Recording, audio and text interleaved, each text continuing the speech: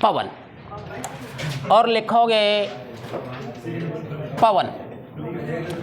सबसे पहले आप लिखेंगे धरातल पर, धरातल पर क्षैतिज दिशा में, क्षैतिज दिशा में, धरातल पर क्षैतिज दिशा में, धरातल पर क्षैतिज दिशा में, दिशा में उच्च वायु दाब से, उच्च वायु दाब से निम्न वायु दाब की ओर, निम्न वायु दाब, निम्न वायु दाब की ओर चलने वाली हवा को, चलने वाली हवा को पवन कहा जाता है, पवन कहा जाता है। देखिएगा आपने लिखा है पवन। अब पवन में सबसे पहले बात करते हैं तो धरातल पर क्षैतिज दिशा में, क्षैतिज दिशा में, क्षैतिज दिशा अक्षांशीय स्थिति होती है। ये अक्षांश रेखाएं भी क्षैतिज रेखाएं थी।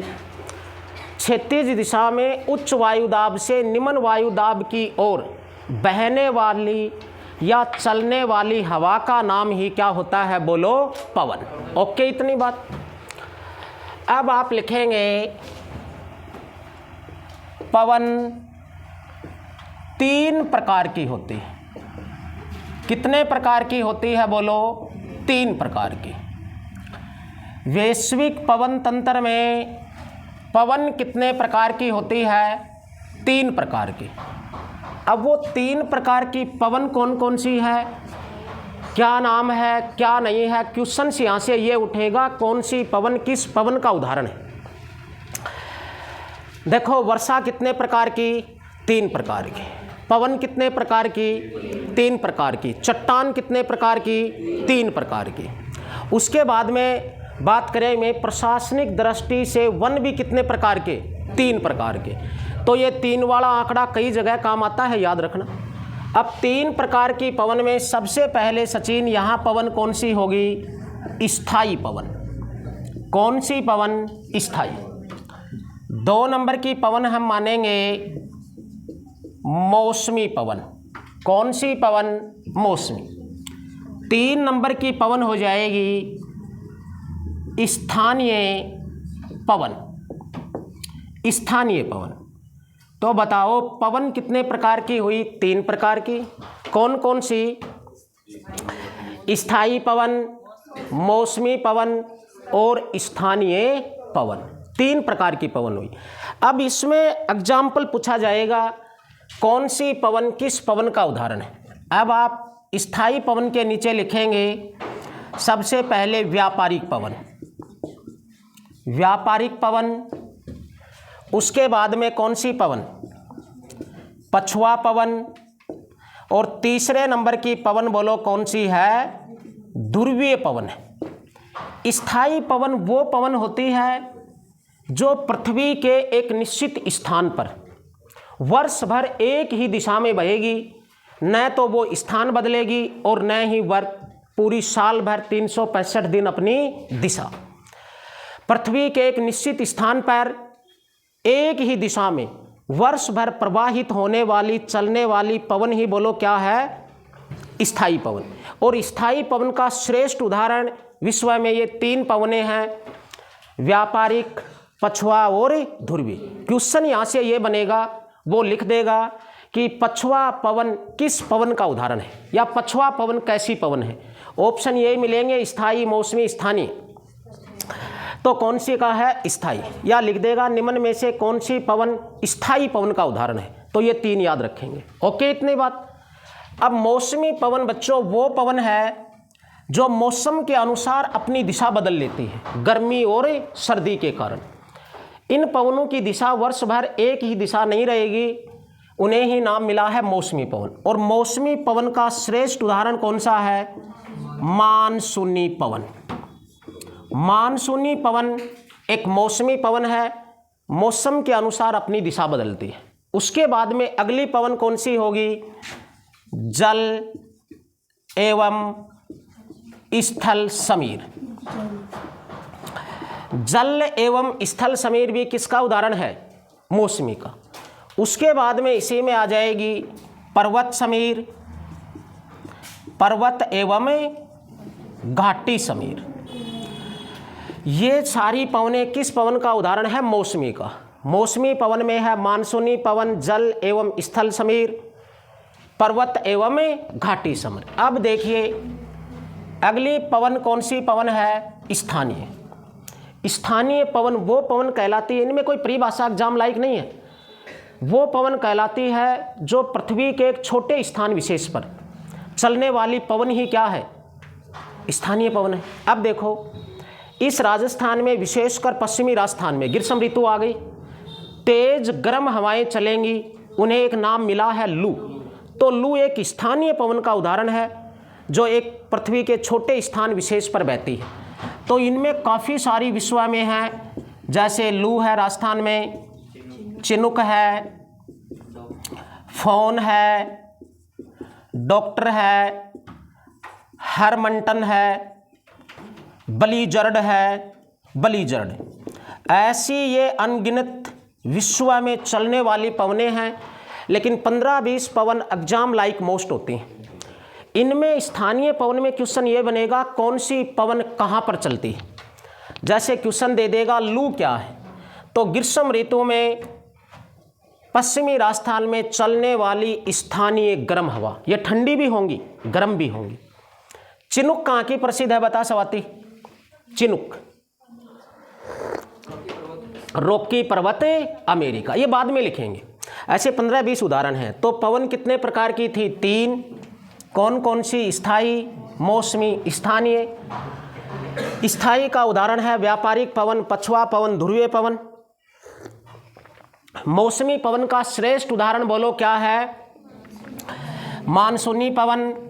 मानसून के बाद इसमें आ जाएगी स्थल समीर, जल समीर, घाटी एवं पर्वत समीर। स्थानीय पवन पृथ्वी के एक छोटे स्थान विशेष पर प्रवाहित होने वाली पवन ही क्या है? स्थानीय। और ये विश्व में काफ़ी सारी हैं, लेकिन एग्जाम लायक 15-20 पवन हैं। अब पहले कौन सी पवन पढ़ेंगे आप? स्थायी। लिखो 1 नंबर पे स्थायी पवन। कौन सी पवन रे? स्थायी। और स्थायी पवन कितने प्रकार की है? श्रेष्ठ उदाहरण 3 ही हैं, व्यापारिक, पछुआ और ध्रुवीय। पीछे तक ध्यान दे, मैं तेरे को ही देख रहा हूं। ये कौन सी रेखा हो गई? 5 डिग्री उत्तरी अक्षांश। और ये रेखा कौन सी हो गई? 5 डिग्री दक्षिणी अक्षांश। ये उत्तरी अक्षांश, ये दक्षिणी अक्षांश। यहाँ कौन सी वायुदाब पेटी है? वो मध्य रेखीय निम्न वायुदाब पेटी। उसके बाद उत्तरी गोलार्ध में चलोगे आप, यहाँ पर है ये 30 डिग्री उत्तरी अक्षांश। और ये कौन सी रेखा हो गई? 35 डिग्री उत्तरी अक्षांश। इधर भी ये कौन सी आ गई? 30 डिग्री दक्षिणी अक्षांश। और 30 के बाद में ये आ गई 35 डिग्री दक्षिणी अक्षांश। यहाँ कौन सी वायुदाब पेटी है? उपोष्ण उच्च वायुदाब पेटी। पृथ्वी के दोनों गोलार्धों में ये एक ही पेटी बनेगी। ये कितनी वायुदाब पेटियां आपके सामने हुई?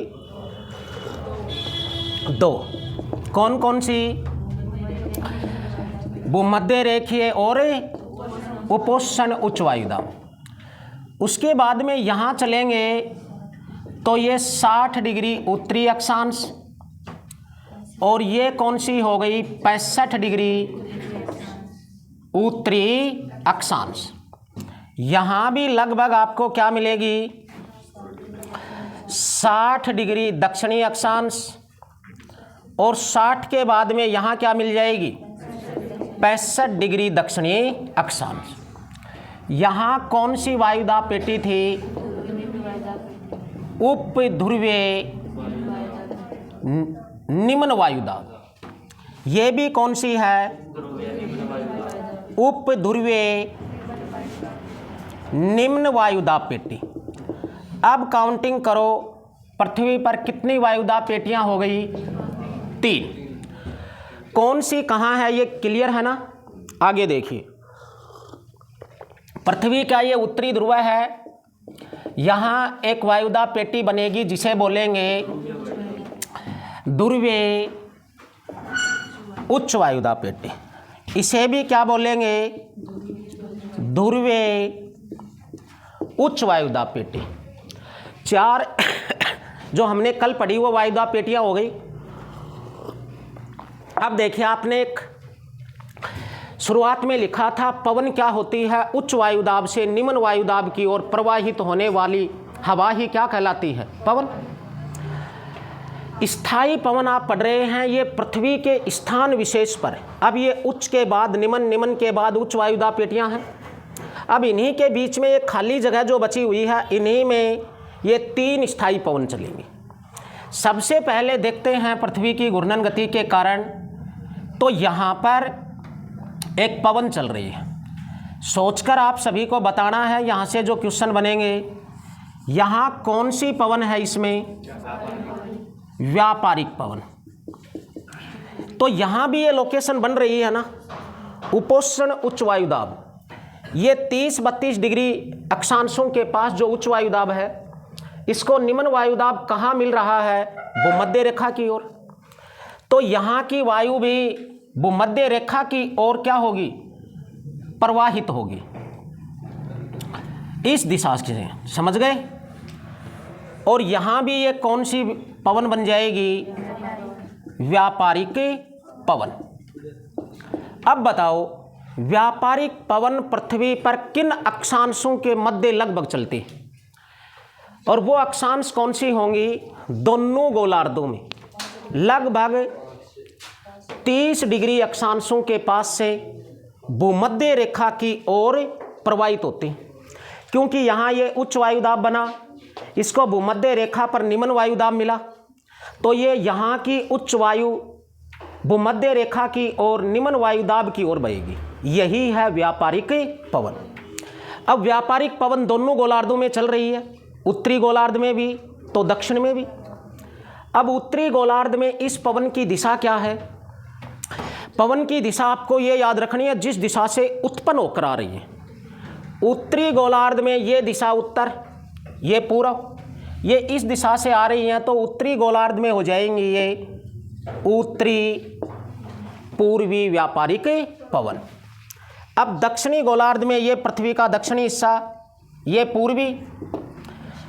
अब ये कहाँ से उत्पन्न हो रही हैं? इस दिशा से उत्पन्न होकर आ रही है, तो ये दिशा कौन सी है? दक्षिणी पूर्वी। तो दक्षिणी गोलार्ध में ये कहलाएंगी दक्षिणी पूर्वी व्यापारिक पवन। वर्ष भर ये स्थिति बनती रहेगी, ये चलती रहेंगी उच्च से निम्न की ओर। अब देखो, ये लगभग 33, 34, 35 या 35 डिग्री अक्षांशों के पास दोनों गोलार्धों में देखेंगे, यहाँ उच्च वायुदाब पेटी, उपोष्ण उच्च वायुदाब है। इन 35 डिग्री अक्षांशों के पास जो उच्च वायु है, इसको निम्न वायु राशि 60 डिग्री अक्षांशों की तरफ मिलेगी नहीं, दोनों तरफ उप ध्रुवीय निम्न वायुदाब पेटी है इसके दोनों ओर। तो यहाँ की उच्च वायु है वो इसके विपरीत दिशा में यहाँ पर प्रवाहित होना शुरू कर देगी, और यहाँ पर एक पवन दोनों ही गोलार्धों में चलेगी, जिसका नाम क्या है? पछुआ पवन। कौन सी पवन? पछुआ पवन। ये भी एक पवन हो गई है पछुआ पवन, ये भी एक पवन हो गई है कौन सी? यहाँ पर पछुआ पवन। पछुआ पवन दोनों गोलार्धों में चल रही है, लेकिन क्वेश्चन ये बनेगा पछुआ पवन कहाँ पर चलती है? तो याद रखेंगे दोनों गोलार्धों में लगभग 35 डिग्री अक्षांशों से 60 डिग्री अक्षांशों की ओर प्रवाहित होने वाली पवन ही कौन सी है? पछुआ पवन। अब देखिएगा, पछुआ पवन किस वायुदाब पेटी से किस वायुदाब की ओर बह रही है? उपोष्ण उच्च वायुदाब से उप ध्रुवीय निम्न वायुदाब की ओर चलने वाली पवन ही बोलो क्या है? पछुआ पवन है। अब इनकी दिशा देखिएगा, उत्तरी गोलार्ध में ये पछुआ पवन किस दिशा से जा रही है? ये दिशा है कौन सी? पश्चिम।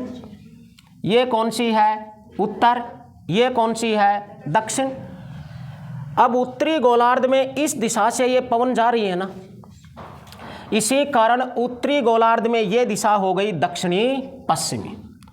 उत्तरी गोलार्ध में पछुआ पवनों का नाम होगा दक्षिणी पश्चिमी पछुआ पवन। क्यों है? ये बात क्लियर हो गई ना। अब दक्षिणी गोलार्ध में देखेंगे तो ये पवन जो आ रही है ये इस दिशा से आ रही है, ये एरो का निशान ऐसे है। ये दिशा कौन सी? पश्चिम। ये कौन सी? उत्तर। तो ये उत्तरी पश्चिमी पछुआ पवन कहलाएगी। दक्षिणी गोलार्ध में कहलाएगी उत्तरी पश्चिमी पछुआ पवन। अब देखिए, एक उच्च वायुदाब पेटी और है ध्रुवों के पास। ये ध्रुव उच्च वायुदाब पेटी है। अब ध्रुवों के पास की उच्च वायु राशि को निम्न वायुदाब कहाँ मिलेगा? उपध्रुवीय की ओर। इनकी दिशा भी वही होगी जो व्यापारिक की है। यहाँ से उत्तरी ध्रुव उच्च वायुदाब पेटी से उपध्रुवीय निम्न वायुदाब पेटी की ओर एक पवन चलेगी, इसी का नाम हो जाएगा ध्रुवीय पवन। यहाँ भी व्यापारिक पवन की दिशा ही इसकी दिशा होगी। दक्षिणी गोलार्ध में ये इस प्रकार से चलेंगे और यहाँ भी ये कौन सी पवन हो गई? ध्रुवी। दिशा वही होगी दोनों गोलार्धों में जो व्यापारिक की है। उत्तरी गोलार्ध में व्यापारिक की दिशा क्या थी? उत्तर पूर्व। तो ये उत्तरी गोलार्ध में कहलाएगी उत्तरी पूर्वी ध्रुवीय पवन। दक्षिणी गोलार्ध में इसकी दिशा क्या है व्यापारिक की? दक्षिणी पूर्वी।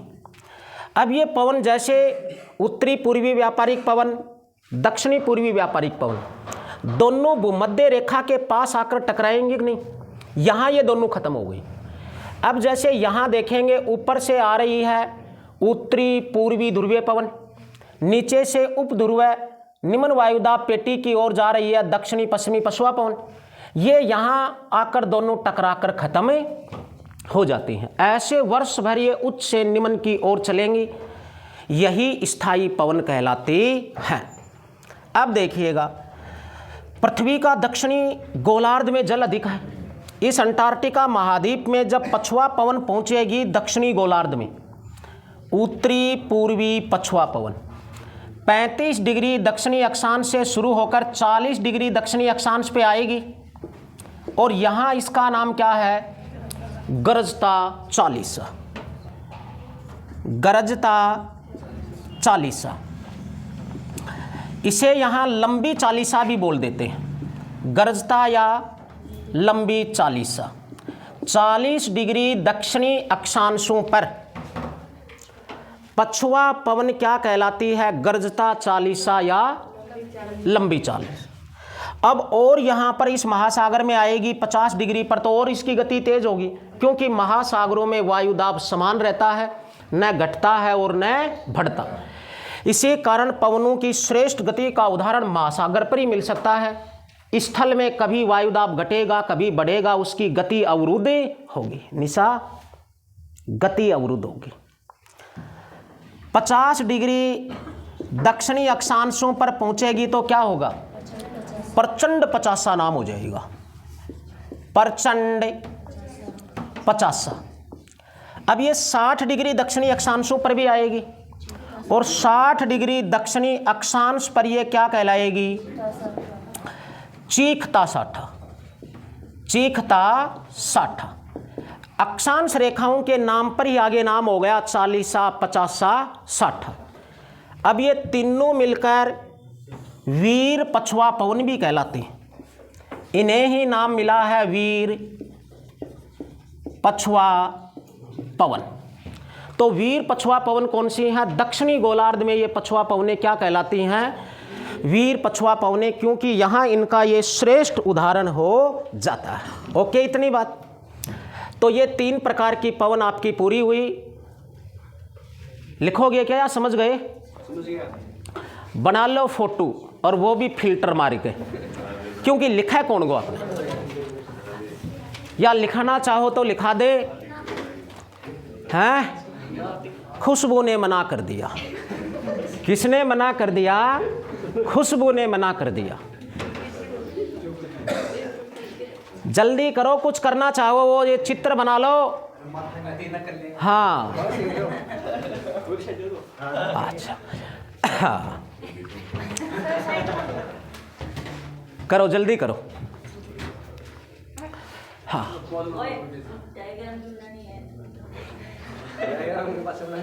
जल्दी जल्दी जल्दी जल्दी बनाओ। ठीक है।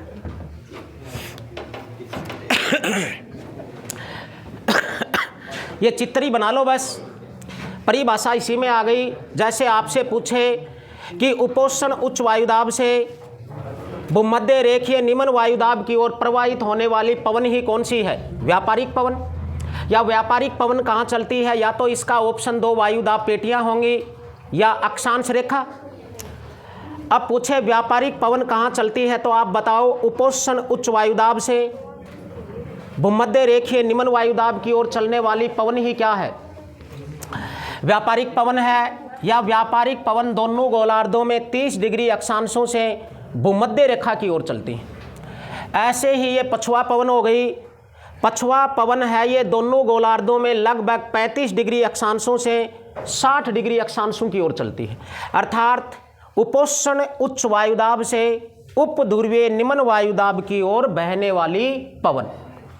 फिर ध्रुवीय पवन की विशेषता ये हो गई, ध्रुवीय उच्च वायुदाब से उप ध्रुवीय निम्न वायुदाब की ओर बहने वाली पवन ही बोलो क्या है? ध्रुवीय पवन। ओके, इतनी बात। तो 1 नंबर की पवन स्थायी पवन आपकी पूरी हो चुकी है। 2 नंबर की पवन लिखेंगे, कौन सी है? मौसमी। और मौसमी पवन नाम से ही पता चल रहा है, मौसम के अनुसार दिशा बदलने वाली पवन ही कौन सी है? मौसमी। 2 नंबर पे लिखेंगे मौसमी पवन। कौन सी पवन? मौसमी पवन। मौसमी पवन कौन सी पवन होती है? जो मौसम के अनुसार दिशा बदले, गर्मी और सर्दी। लिखोगे। और इसी का श्रेष्ठ उदाहरण कौन सी पवन है? मानसूनी पवन। भारत में जो वर्षा होती है ना, उस वर्षा को मानसूनी वर्षा कहते हैं, क्योंकि भारतीय वर्षा इसी मानसूनी पवन से होती है, और तब भारतीय वर्षा का नाम है मानसूनी वर्षा। अब जब भारत की जलवायु पढ़ते हैं, मानसून पढ़ते हैं, तो उसमें एक प्रश्न बनता है, मानसूनी पवन कैसी पवन है? मौसमी है। और मानसून किस भाषा का शब्द है? मानसून अरबी भाषा का शब्द है। अरबी भाषा का शब्द है जिसका अर्थ है मौसम। ओके, इतनी बात। चलो एक क्वेश्चन और बताओ। भारतीय मानसून का सर्वप्रथम अध्ययन किसने किया? अल मसूदी। अरब निवासी था अल मसूदी। 915-16 ईस्वी में भारत आया और उसने सर्वप्रथम भारतीय मानसून का अध्ययन किया था। और मानसून पवन कैसी पवन है? मौसमी। मानसून किस भाषा का शब्द है? अरबी का, जिसका अर्थ क्या है? मौसम। अब देखोगे आप, गर्मी और सर्दी होते ही क्या होता है? हवा ये दिशा बदल लेगी। अब इसमें सबसे पहले बात करते हैं, ये है भूमध्य रेखा, है ना। उसके बाद में आप यहाँ से चलोगे तो 23.5 डिग्री उत्तरी अक्षांश कौन सी रेखा? कर्क। और यहाँ से देखेंगे तो ये 23.5 डिग्री दक्षिणी अक्षांश मकर। हमारा भारत यहाँ पूर्वी देशांतरों में और उत्तरी अक्षांशों में कर्क रेखा पर लगभग ये स्थिति भारत की बनती है यहाँ पर। अब भारत के इधर अरब सागर, इधर बंगाल की खाड़ी और दक्षिण में हिंद महासागर। अब यहाँ देखेंगे तो भारत सहित जैसे पाकिस्तान है, नेपाल, भूटान, बांग्लादेश, म्यांमार, इंडोनेशिया, श्रीलंका, ये सभी देश भारत के पड़ोसी देश हैं, चीन को छोड़कर। पड़ोसी तो है चीन, लेकिन इन हवाओं का प्रभाव चीन पर नहीं पड़ेगा, क्योंकि भारत और चीन के बीच यहाँ विशाल हिमालय पर्वत खड़ा है, तो वहाँ इसका प्रभाव नहीं पड़ेगा। सूर्य उत्तरायण कब होता है और सूर्य दक्षिणायन कब होता है? दो स्थितियाँ ज्योग्राफी में आपने पढ़ी है, सूर्य उत्तरायण, सूर्य दक्षिणायन। 21 जून को सूर्य कर्क रेखा पर चमकता है ना, और 22 दिसंबर को सूर्य चमकता है मकर रेखा पर। जब सूर्य कर्क रेखा पर जून में आएगा, 21 मार्च को सूर्य कहाँ रहेगा? भूमध्य रेखा पर। और फिर वापस कब आएगा? 23 सितंबर को, जिसे विषुव कहा गया था। विषुव क्या होता है? जब सूर्य भूमध्य रेखा पर चमकता है उसे विषुव कहते हैं। और एक वर्ष में कितने विषुव होते हैं? 2, 21 मार्च और 23 सितंबर। जब सूर्य यहाँ चमकेगा तो भारत और दोनों गोलार्धों में सूर्य का प्रकाश बराबर है, न गर्मी है न सर्दी है, और दिन रात बराबर हो गए। लेकिन मार्च के बाद प्रतिदिन हर महीने सूर्य उत्तरायण होगा कि नहीं? कर्क रेखा की ओर बढ़ेगा। मार्च के बाद अप्रैल, मई, जून, 21 जून को यहाँ गया। तो अप्रैल मई का महीने आते ही सूर्य भारत की ओर बढ़ रहा है। भारत का तापमान बढ़ेगा। भाई सूर्य नज़दीक आएगा तो भारत के स्थलीय भाग गर्म होंगे। भारत के साथ साथ श्रीलंका, इंडोनेशिया, म्यांमार, श्रीलंका, पाकिस्तान, अफगानिस्तान, इधर ये ईरान, इराक, इन सभी का तापमान बढ़ रहा है। जब इनका तापमान बढ़ेगा, स्थलीय भाग गर्म होंगे, तो इनके साथ लगी हुई वायु भी गर्म होगी। गर्म होने से वो धरातल के ऊपर उठेगी और इन समस्त देशों में निम्न वायुदाब बनेगा। लेकिन ये हिंद महासागर देखो, भारत दक्षिणी एशिया का देश है। इधर और देखेंगे तो ये पश्चिमी एशिया आ गया। हिंद महासागर में, दक्षिणी पश्चिमी एशिया में, हिंद महासागर में उच्च वायुदाब बनेगा, क्योंकि महासागरीय जल स्थल की तुलना में न गर्म होता है न ठंडा। स्थल में निम्न हो गया तो महासागर का उच्च हो गया। अब इस दक्षिणी पश्चिमी हिंद महासागर में उच्च वायुदाब बना, इसको निम्न वायुदाब भारत सहित इन पड़ोसी देशों की ओर मिलेगा कि नहीं? अब हवा है ग्रीष्म ऋतु आते ही, जैसे अब ग्रीष्म ऋतु आने लग रही है तो देखना, ग्रीष्म ऋतु आते ही दक्षिणी पश्चिम से ये मानसूनी हवाएं चलेंगी। इसे नाम मिला है ग्रीष्म ऋतु का मानसून या दक्षिणी पश्चिमी मानसून। अब मानसूनी पवन दो प्रकार की होगी, ग्रीष्म ऋतु का मानसून और दक्षिणी पश्चिमी मानसून। एक हो गया ग्रीष्म ऋतु की मानसून, क्योंकि यह तो मौसम के अनुसार चली।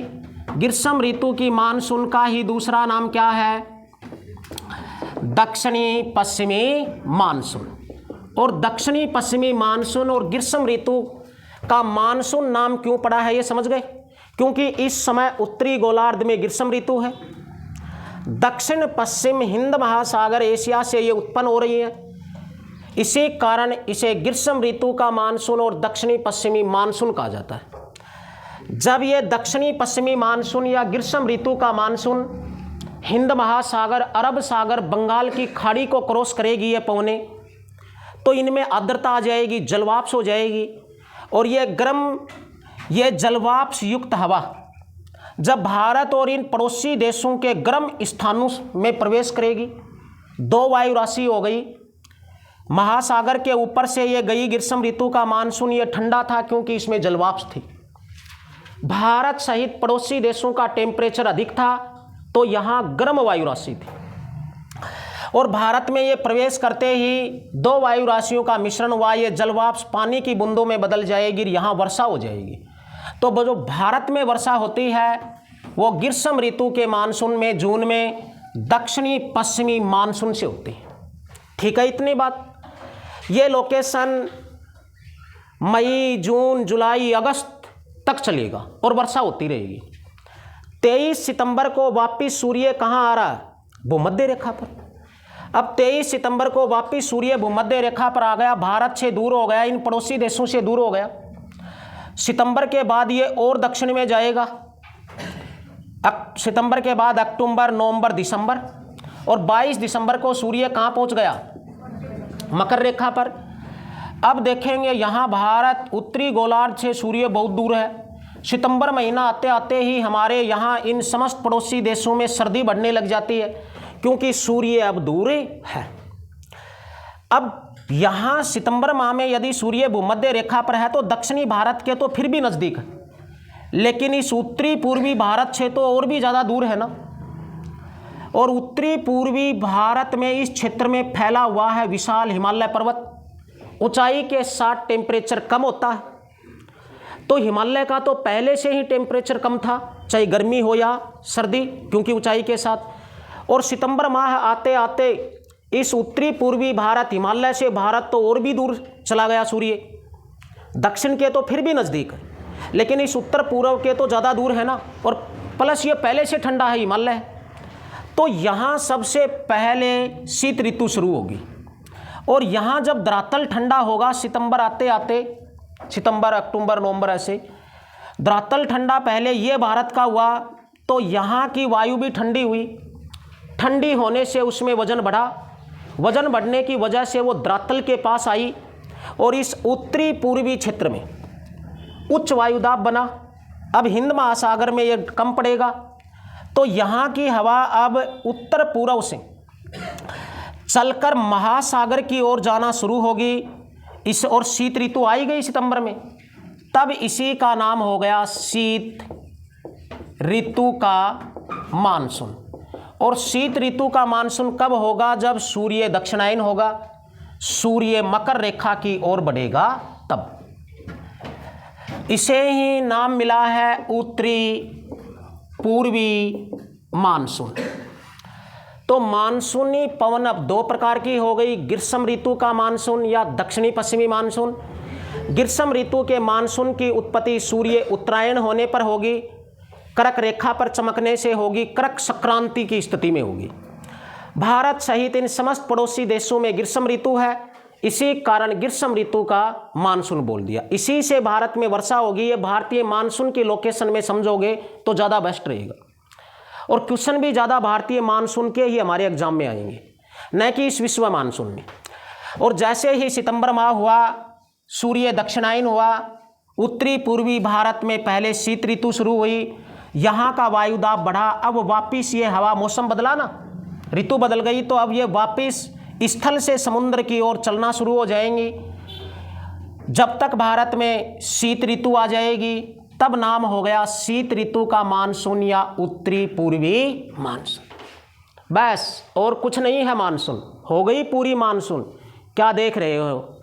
मानसून पूरी, लिखना कुछ नहीं इसमें, समझ में आ गया ना? बस समझना ही है, और वो आप लोग समझ गए। आगे लिखो जल समीर व स्थल समीर। ये इतनी लंबी चौड़ी कहानी लिखने की नहीं, सिर्फ समझने की है, और वो आप लोग समझ गए, हमें पूरा विश्वास है। ओके, हाँ, बनाए रखो विश्वास, बनाए रखो, ठीक है। अब लिखो, इसी मौसमी पवन में अगली पवन थी स्थल समीर व जल समीर।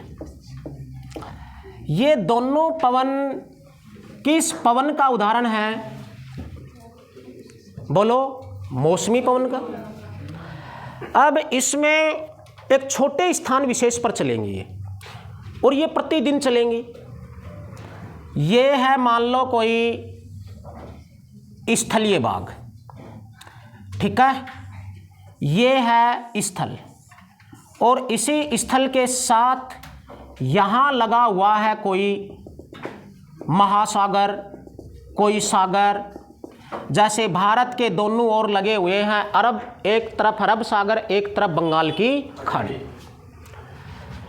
ये स्थल इसके साथ टच कर रहा है तटीय प्रदेशों में। अब यहाँ सूर्य निकल आया, और सूर्य कब निकलेगा? रात को, दिन में। अब ये जो पवन चलने वाली है, अब ये दिन में चलेगी, इस बात का संकेत सूर्य है। तो ये दिन में चलने वाली पवन होंगी। और दिन में कौन सी पवन चलेंगी? जल समीर चलेगी। याद रखना, जल समीर दिन में चलती है या रात में? दिन में चलेगी।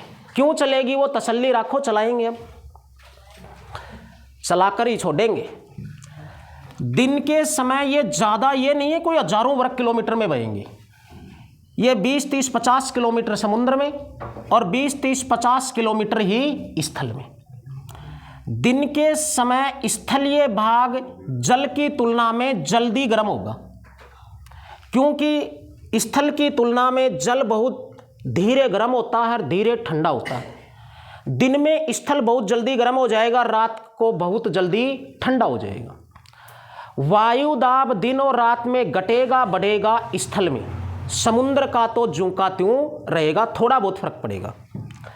दिन के समय द्रातलीय भाग गर्म हुए इस समुद्र की तुलना में ज़्यादा, तो यहाँ की वायु 20, 30, 50 किलोमीटर की गर्म हुई, गर्म होकर हल्की हुई, हल्की होने से ऊपर उठी और तटीय प्रदेशों में स्थल में निम्न वायुदाब बन गया दिन में। अब महासागर में क्या था? उच्च। अब जल से, महासागर से ये हवा दिन के समय उच्च वायुदाब होने की वजह से स्थल की ओर बढ़ेंगी और 50, 60, 70, 100 लगभग किलोमीटर ये स्थल में जाएंगे। समझ गए? जल से जा रही हैं, जल से, और जा रही हैं स्थल में। अब जल से ये जब गुजरी तो इनमें आर्द्रता थी ना, क्योंकि समुद्र में ऊपर से गुजरने से जलवाष्प आई, जलवाष्प युक्त हवा ये ठंडी थी, जल से चलकर गई, तब नाम जल समीर है। स्थल में वायु राशि क्या थी? गर्म। जब दो वायु राशियों का टकराव होगा, गर्म और ठंडी का, तो संघनन होगा। जलवाष्प का पानी की बूंदों में बदलना ही संघनन कहलाता है। अब ये यहाँ जाकर गर्म से टकराएंगी, टकराते ही बादल बनेगा कि नहीं? बिजलियाँ कड़केंगी और इस बादल से वर्षा होगी। यही है जल समीर। जल समीर दिन के समय चलती है, जल समीर से वर्षा होगी, जल समीर जल से तटीय प्रदेश स्थल की ओर बढ़ेगी। दूसरा उदाहरण देखना चाहें तो ये हमारा दक्षिणी भारत है। दक्षिणी भारत का ये समुद्र तटीय प्रदेश है, अरब सागर लगा हुआ है, गोवा है यहाँ, मुंबई है यहाँ दिन के समय ये हवा इस अरब सागर से इन छोटे से 20, 30, 100 किलोमीटर स्थल में जाएंगी। तो आप कभी गए होंगे लोहार, कभी गए होंगे मुंबई और गोवा, वो हमें भी पता है, तुम कहीं नहीं गए, वो एक अलग बात है।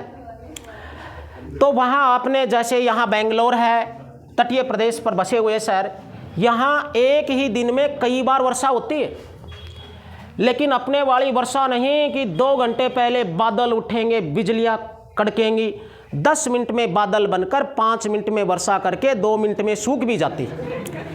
इतनी फटाफट वर्षा होगी यहाँ। तटीय प्रदेशों में प्रतिदिन वर्षा होती है। इसका कारण समझ गए ना? तो समझ में आ गई। जल समीर दिन के समय वर्षा होगी। जल समीर से वर्षा क्यों होगी? क्योंकि समुद्र के ऊपर से गुजर रही हैं, जलवाष्प इनमें होंगी। ये ठंडी जलवाष्प युक्त हवा स्थल की गर्म से टकराएगी, टकराते ही संघनन होगा, बादल बनेंगे और वर्षा होगी, और एक दिन में कई बार होगी। लेकिन ये लगभग 11 बजे के आसपास होना शुरू होगा, क्योंकि लगभग 11 बजे के आसपास ही तो धरातल ज़्यादा गर्म होगा। सूर्य उदय होते ही थोड़ी ना हो जाएगा, और ये सूर्यास्त तक चलती रहेंगी। सूर्य अस्त होगा तब तक। अब देखो, ये है स्थल, है ना? कोई शक? बता देना यदि कोई शक हो किसी को। और ये है जल। अब रात हो गई, रात को क्या चमकेगा? चंद्रमा। और भाई वो आप लोग हो पता नहीं क्या चमका दो, अन्यथा हमारी टाइम में तो रात को चंद्रमा ही चमकता था। और तुम्हारा देखो विश्वास कमजोर है मेरा थोड़ा। यहाँ चंद्रमा चमका, चंद्रमा रात के समय चमका तो ये रात के समय चलेगी। ओके, इतनी बात। और रात के समय कौन सी चलेगी? स्थल समीर। ओके। जल न तो जल्दी से दिन में गर्म होगा, न रात को जल्दी से ठंडा। महासागरीय वायु दाब दिन और रात में लगभग समान रहता है। वायु दाब दिन में घटेगा, स्थल का रात को बढ़ेगा। सूर्य अस्त होने के बाद वही रात के लगभग 9 बजेंगे, 9-10 बजे तक स्थल ज़्यादा ठंडा होगा। ठंडा होते ही स्थल के साथ लगी हुई वायु भी ठंडी होगी ना। ठंडी होने से वो भारी होगी, वजन बढ़ेगा। साइंस कहता है ये बात, तो मैं नहीं कहता। और जब भार वायु का बढ़ेगा तो वो धरातल के नज़दीक आएगी। धरातल के नज़दीक आएगी तो धरातल पर उच्च वायुदाब होगा। और ये आपको पता ही है, हवा उच्च वायुदाब से निम्न वायुदाब की ओर बहेगी। ये रात्रि 10-11 बजे स्थल से वही 20-30-100 किलोमीटर से तटीय प्रदेशों में चलेगी। राजस्थान में तक इसका प्रभाव नहीं पड़ेगा। और ये स्थल से जल की ओर चलेंगी रात के समय। अब रात के समय इनसे वर्षा नहीं होगी क्योंकि स्थल से जा रही है। स्थल में जाने की वजह से इसमें कोई आर्द्रता नहीं है, क्योंकि स्थल में तो जल था ही नहीं, तो इनमें आर्द्रता नहीं होती, जलवाष्प नहीं होती। इसी कारण स्थल समीर से कभी वर्षा नहीं होती। स्थल समीर स्थल से जल की ओर चलती है, ये शुष्क होती हैं, जलवाष्प अर्थात आर्द्रता नहीं होती, इसी कारण इनसे वर्षा नहीं होगी। ओके, 1 नंबर की पवन, स्थायी पवन पूरी हो चुकी है, जिसमें घाटी समीर और पर्वत समीर हैं। छोटा सा टॉपिक वो कल के लिए। समझ में आ गया सभी को?